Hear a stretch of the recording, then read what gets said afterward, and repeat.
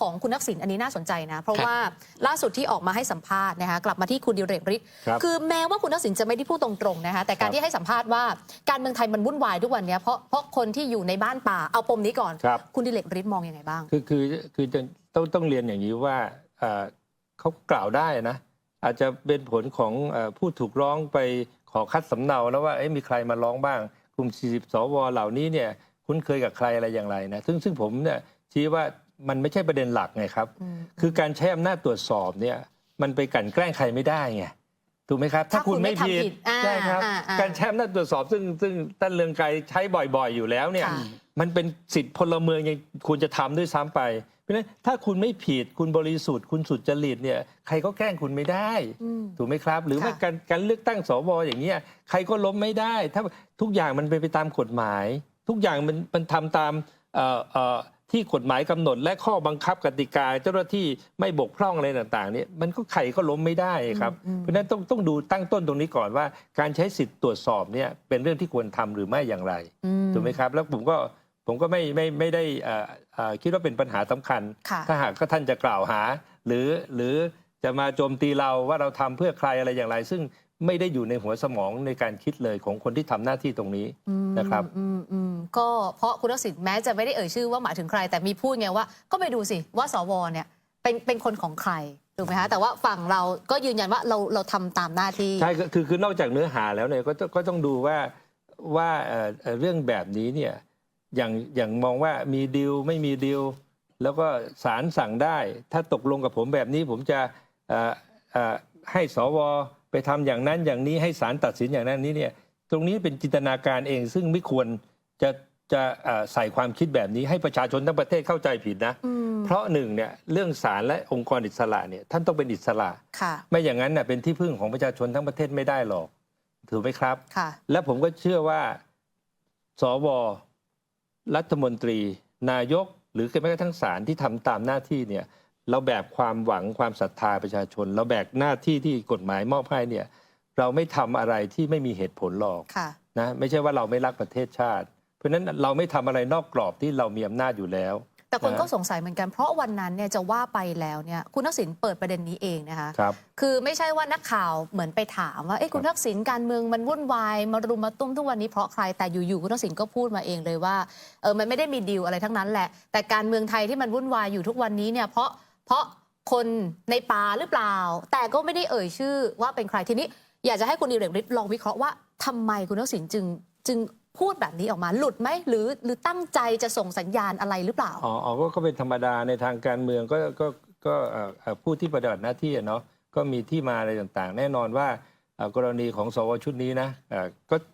ถูกสรรหาโดยกรรมการกลางที่เรียกว่าคสช.เพราะความขัดแย้งในการเมืองอันนั้นก็คสช.ก็เป็นกลางไงจะให้องค์กรไหนล่ะที่เป็นกลาง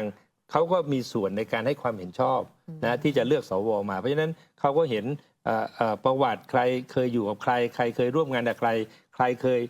ทำเพื่อแผ่นดินขนาดไหนอย่างไรจงรักภักดีอย่างไรเนี่ยเขาก็คัดเลือกเข้ามาแน่นอนแหละครับมันก็ต้องมีความผูกพันเชื่อมโยงอยู่แล้วเพราะว่าคณะคสช.ซึ่งบริหารบ้านเมืองเนี่ยท่านก็เป็นทหารมาบ้างและสัดส่วนทหารก็มีเยอะในสวต้องยอมรับอย่างนั้น250เนี่ยเป็นกลุ่มทหารตำรวจก็100 กว่าแล้วไงฮะถูกไหมครับเพราะฉะนั้นมันก็มองได้แต่ผมก็เรียนว่าที่ไปยื่นก็ดีนะหรือกรณีที่ทำเรื่องการเลือกสวอะไรก็ดีเนี่ยเราก็คลักเคล้านะฮะก็สัดส่วนก็มีหลากหลายมีนักวิชาการมีนายแพทย์นะครับมีNGO เก่าอะไรต่างๆเนี่ยซึ่งเขาเห็นปัญหาบ้านเมืองแล้วเราก็มีอุดมการณ์มีจุดยืนร่วมกันในทำนองที่ผมได้โพสต์ไปก็คือเรื่องอยากให้บ้านเมืองนะนักการเมืองซื่อสัตย์สุจริตเป็นที่ตั้งเพราะฉะนั้นอะไรที่เราตรวจสอบได้นะแล้วก็คลายปัญหาให้ประชาชนได้แล้วก็เป็นบรรทัดฐานที่ดีนะผมคิดว่ารุ่นลูกรุ่นหลานเนี่ยจะได้บทเรียนที่ดีจากคำวินิจฉัยของศาลนะจากบรรทัดฐานที่จะมีให้กับคนเป็นนายกให้กับคนเป็นรัฐมนตรีให้กับคนที่ทำหน้าที่สมาชิกรัฐสภาอะไรต่างๆค่ะกลับมาที่คุณเรืองไกรลองวิเคราะห์ได้ไหมคะว่าทำไมคุณทักษิณอยู่ๆจึงให้สัมภาษณ์ในลักษณะแบบนั้นออกมาคือผมเข้าใจตัวท่านทักษิณก็คือท่านจะเป็นคนลีดข่าวนะกำหนดประเด็นข่าวขึ้นมา เพราะฉะนั้นท่านพูดอะไรแต่ละเรื่องเนี่ยก็คือพูดแล้วมันเป็นข่าวนั้นไม่ว่าท่านจะพูดว่าอันนี้เป็นคนดูรายชื่อน้ำพูดที่โคราชแล้วก็มาพูดหลังสุดที่ปทุมใช่ไหมค่ะก็เป็นลักษณะถ้าจับลักษณะสิ่งที่ท่านเคยพูดเคยทำงานการเมืองมาเนี่ยไม่ว่าจะในพอดแคสต์ในคลับเฮาส์ในอะไรเนี่ยท่านอย่าลืมนะถ้าไปดูดีๆท่านจะเป็นคนโยนประเด็นข่าวคือมองว่าคุณทักษิณตั้งใจที่จะเล่นให้เป็นประเด็นข่าวถูกต้องเพราะคำของท่านเนี่ยมันใช้ในลักษณะนี้ได้แต่ถ้ามาดูในกระบวนการนะครับในหลักการที่เราบอกว่าวันนี้กติกาคืออะไรการใช้สิทธิ์ของ40 สวเนี่ยคือมาตรา82นะครับมาตรา82เนี่ยสวยื่นสวด้วยกันได้สสยื่นสสได้นะครับแต่สสและสวยื่นรัฐมนตรีหรือนายกรัฐมนตรีได้เพราะฉะนั้น 40 สวยื่นนะครับผมถามว่าก้าวไกลทำไมไม่ยื่นทั้งที่สสก็ยื่นได้เหมือนกันยื่นได้ก็ยื่นได้นะฮะเพราะฉะนั้นไอ้ตรงนี้ต่างหากว่าถามว่าทำไมไม่ยื่นให้มีการตรวจสอบทำไมคุณไม่พูดถึงว่าทุกคนเนี่ยนะครับเป็นสสสวก็กล่าวคำปฏิญาณก่อนเปิดสมัยเข้ารับหน้าที่ก่อนที่คณะรัฐมนตรีต้องเข้าเฝ้าถวายสัตย์ปฏิญาณต่อหน้าพระพักตร์ใช่ไหมในนั้นเนี่ยมีปฏิบัติซื่อสัตย์สุจริตอยู่ในนั้นหมดองค์กรอิสระศาลก็ต้องปฏิบัติหน้าที่ด้วยความซื่อสัตย์สุจริตที่ท่านดิเรกฤทธิ์ยกมามันบรรจุอยู่ในรัฐธรรมนูญหมดเพราะฉะนั้นเราจะไปกล่าวหาคนนั้นคนนี้ตามอำเภอใจได้อย่างไรใช่ไหมเพราะฉะนั้นอย่างนั้นก็เท่ากับว่าคุณก็ไม่ต้องอ่านตัวบทแต่ใช่ไหมทุกครั้งที่จะบอกว่าผมร้องตัวบทใช่ไหมกับข้อเท็จจริงผมไม่ได้เอาความเห็นไปใส่ตรงนั้นตรงนี้อะไรให้มันวุ่นวายนะครับแล้วก็เราไม่มีหน้าที่ไปชี้นำก่อนคนตัดสินตอนนี้มันจะมีไอ้พวกเชียร์ข้างเวทีนะครับออกโพสต์อย่างนั้นอะไรก็ต้องเป็นอย่างนี้อะไรเงี้ยใช่ไหมคะศาลเขาถึงออกหนังสือไงใช่ไหมบอกว่านี่อยู่ในกระบวนการพิจารณานะศาลก็ออกโดยพระราชบัญญัตินะวิธีพิจารณาของศาลรัฐธรรมนูญบวกกับข้อกำหนดของศาลรัฐธรรมนูญเองแต่คนก็ไม่ได้ไปอ่านละนะครับแล้วก็วันนี้ก็แถลงกันไปแล้วแต่ดูแล้วก็โอเคศาลท่านเพิ่งเป็นผู้ใช้ดุลพินิจตรงนี้ท่านไม่ว่าเราก็เฉยแต่ไม่ได้เกิดประโยชน์อะไรหรอกซึ่งคุณเศรษฐาเองท่านก็ยอมรับนะคะว่าถามว่ากังวลไหมคุณเศรษฐาบอกผมกังวลทุกเรื่องแหละกังวลแต่ว่าดูลักษณะตัวด้านแล้วก็ไม่รู้จะไปแก้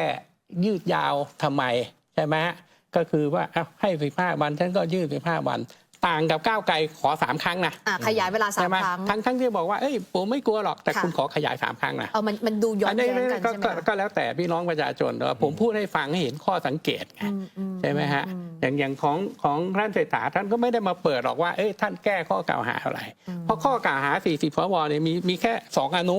นะผมจะเรียกวงเล็บเป็นภาษาคือวงเล็บ4วงเล็บ5ซื่อสัตย์สุจริตเป็นที่ประจักษ์แล้วก็ฝ่าฝืนจริยธรรมใช่ไหมฮะจากที่ดูมาเนี่ยก็เหมือนกับว่าคำร้องเนี่ยของการใช้สิทธิ์ของกลุ่ม40 สวเนี่ยเขาก็บอกว่าพฤติการเนี่ยคล้ายๆว่าถ้าผมตั้งประเด็นง่ายๆกฤษฎีกาเนี่ยถ้าฟังไม่ผิดเนี่ยให้ความเห็น1 กันยาแล้ว5 กันยาก็เข้าไปแล้วผมก็พยายามจะดูว่ามีการถามไปใหม่ไหมถ้าไม่มีชุดแรกมี2 รัฐมนตรีว่าที่2 รัฐมนตรีไม่ตั้งคือไผ่กับพิชิตใช่ไหมทั้ง2 ท่านเนี่ยนะฮะนายกเศรษฐาก็บอกยังไม่ตั้งอันนี้คือรอบแรกเลยแต่พอมาปรับเป็นครม.เศรษฐา1/1นะฮะมันก็เกิดแรงกับเพื่อมใช่ไหมคุณปานปีออกคุณกิตติดาออกใช่ไหมแล้วก็มีอันนี้เข้ามาคุณพิชิตโดนเท้าพูดบอกไม่ออกบ่ายออกละใช่ไหมก็เป็นประเด็นเมื่อท่านก็ต้องมานั่งว่าศาลรับไปแล้วเนี่ยแล้วผู้ถูกร้องจากผู้ถูกร้องที่1ที่2ก็เหลือคนเดียวใช่ไหมฮะผู้ถูกร้องคนเดียวก็ต้องมาแก้ประเด็นว่าฉันไม่ซื่อสัตย์สุจริตตรงไหนฉันไม่ฝ่าฝืนมาตรฐานจริยธรรมอย่างไรแรงอย่างไรอันนี้นายกก็ต้องสู้และอธิบายให้ได้จากคำร้องที่40เขาส่งเข้าไปแหละเพราะศาลรับแล้วเนี่ยคือกระบวนการของศาลเนี่ยเมื่อเช็คชื่อครบที่คนไม่บอกชื่อตรงชื่อเปล่าก็ประธานใช่ไหมท่านตรวจแล้วตรวจลายมือแล้วศาลไปดูเกิน25 คนเกิน1 ใน 10ก็รับโดยกระบวนการของกฎหมายศาลต้องรับไม่มีสิทธิ์ใช้ดุลพินิจเป็นอย่างอื่น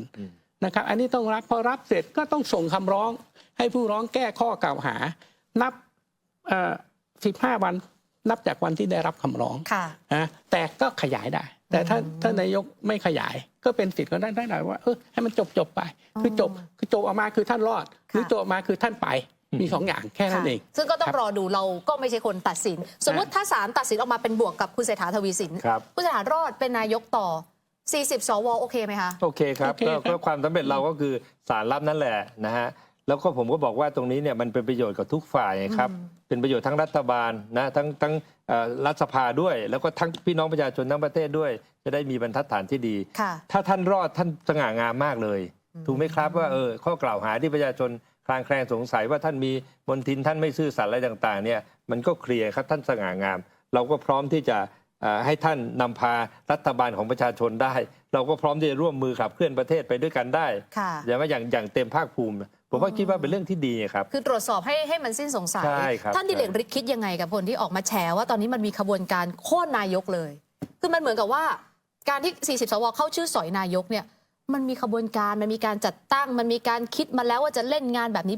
ท่านคิดยังไงก็นี่ครับก็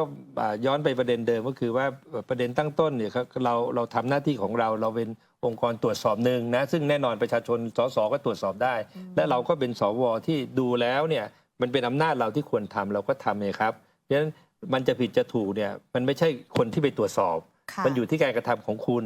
นะฮะที่จะถูกตรวจสอบต่างหากเพราะมันแกล้งกันไม่ได้ครับถูกไหมครับแล้วแต่อย่างไรก็ดีการกล่าวหาว่าพวกผมไปแกล้งหรือผมไปทำอย่างนั้นมี hidden agenda มีวัตถุประสงค์เพื่อที่จะไปทำให้การเมืองมันวุ่นวายมันสร้างปัญหาอะไรต่างๆเนี่ยมันก็อาจจะเป็นข้อคิดเห็นที่จะมา discredit นะให้คำร้องผมมันน่าเชื่อถือน้อยลงว่าคุณทำเพื่อประโยชน์ตัวเองอยากจะอยู่ในอำนาจไปโค่นคนอื่นเพื่อหวังประโยชน์อะไรประมาณนี้เพื่อช่วยใครประมาณนี้นะซึ่งผมคิดว่ามันก็คิดกันได้นะนักรัฐศาสตร์นักวิเคราะห์การเมืองว่าด้วยเรื่องผลประโยชน์กลุ่มผลประโยชน์อะไรคุณก็ว่าได้แต่ประเด็นคือมันไม่ใช่แค่ประชาชนที่วิจารณ์ไงคะแต่กลายเป็นว่าคนอาจจะมองว่าสวบางท่านก็ออกมาวิจารณ์อย่างดุเด็ดเผ็ดร้อนมันว่าสวทะเลาะกันแล้วหรอแล้วหรือจริงๆรู้ข้อมูลอะไรมาเงี้ยคนเขาก็แบบสงสัยได้อันนั้นก็แล้วแต่ประสบการณ์แต่ละท่านนะซึ่งเราก็ให้ความเห็นกันละหนึ่งก็คือเห็นต่างกันได้อยู่แล้วไม่มีปัญหาครับก็ต่างคนต่างอธิบายต่อประชาชนถึงการทำหน้าที่ของตนทำหน้าที่หรือไม่ทำหน้าที่ด้วยเหตุผลอะไรอันนี้เป็นเรื่องที่เรา